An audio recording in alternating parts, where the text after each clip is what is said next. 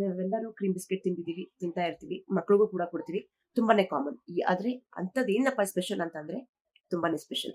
ಏನು ಅಂದ್ರೆ ಆ ಕ್ರೀಮ್ ಯಾವ್ದ್ರಿಂದ ಮಾಡ್ತಾರೆ, ಹೇಗ್ ಮಾಡ್ತಾರೆ ತುಂಬಾ ಜನಕ್ಕೆ ಗೊತ್ತಿಲ್ಲ. ಬಟ್ ಎಲ್ಲರೂ ಕ್ರೀಮ್ ಬಿಸ್ಕೆಟ್ಸ್ ತಿಂತೀವಿ.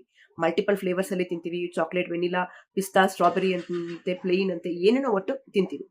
ಸೊ ಇದು ಡೈರಿ ಸಬ್ಸ್ಟಿಟ್ಯೂಟ್ ಇಂದ ಮಾಡುವಂತ ಒಂದು ಕ್ರೀಮಾ, ಸೇಫಾ? ಖಂಡಿತ ಅಲ್ಲ.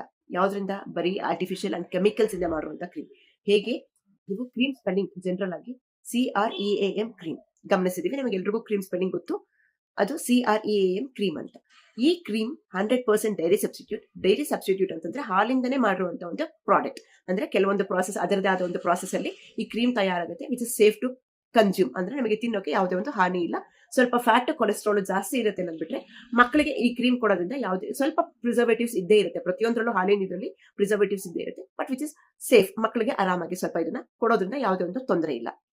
ಅಂಡ್ ಇದರಲ್ಲಿ ಎಕ್ಸ್ಪೈರಿ ಡೇಟ್ ಜಸ್ಟ್ 1 ಮಂತ್ ಅಷ್ಟೇ.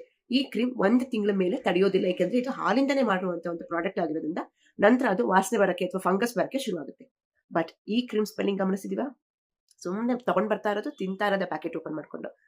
ಜಸ್ಟ್ ಒಂದ್ಸತಿ ಕ್ರೀಮ್ ಬಿಸ್ಕೆಟ್ ಮನೇಲಿದ್ರೆ ಕ್ರೀಮ್ ಆ ಸ್ಪೆಲ್ಲಿಂಗ್ ಅನ್ನು ನೋಡಿ, CREME ಕ್ರೀಮ್. ಈ cream is made up of completely artificial. ಒಂದು palm oil, lots of preservatives, thickeners add ಮಾಡಿರ್ತಾರೆ, ಸಿಕ್ಕಾಬಟ್ಟೆ ಕಲರ್ಸ್ ಆಡ್ ಮಾಡಿರ್ತಾರೆ, ಮತ್ತೆ ಶುಗರ್. ಯಾವ್ದು ಬೇಡ ನಮ್ಮ ಬಾಡಿಗೆ, ಹೈ ವೋಲ್ಟೇಜ್ ಅಲ್ಲಿ ಬೇಡ, ಅದೆಲ್ಲದು ಇದರಲ್ಲಿ ಇದೆ.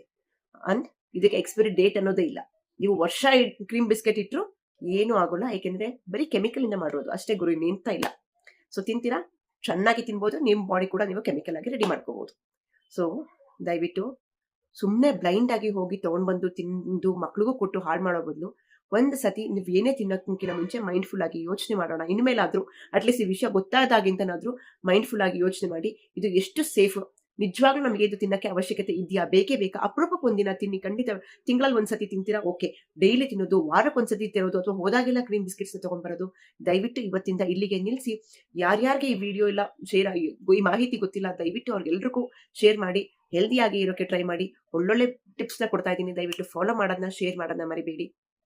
ದಯವಿಟ್ಟು ಯಾರ್ಯಾರಿಗೆಲ್ಲ ಈ ಮಾಹಿತಿ ಮುಂಚೆನೆ ಗೊತ್ತಿತ್ತು ಕಮೆಂಟ್ ಮಾಡಿ, ಅಥವಾ ಇನ್ನೂ ಎಲ್ಲಾದ್ರೂ ಹೆಲ್ಪ್ಫುಲ್ ಅಂತ ಅನಿಸ್ತು, ಏನೇ ಇದ್ರು ಕಮೆಂಟ್ ಬಾಕ್ಸ್ ಅಲ್ಲಿ ತಿಳಿಸಿ.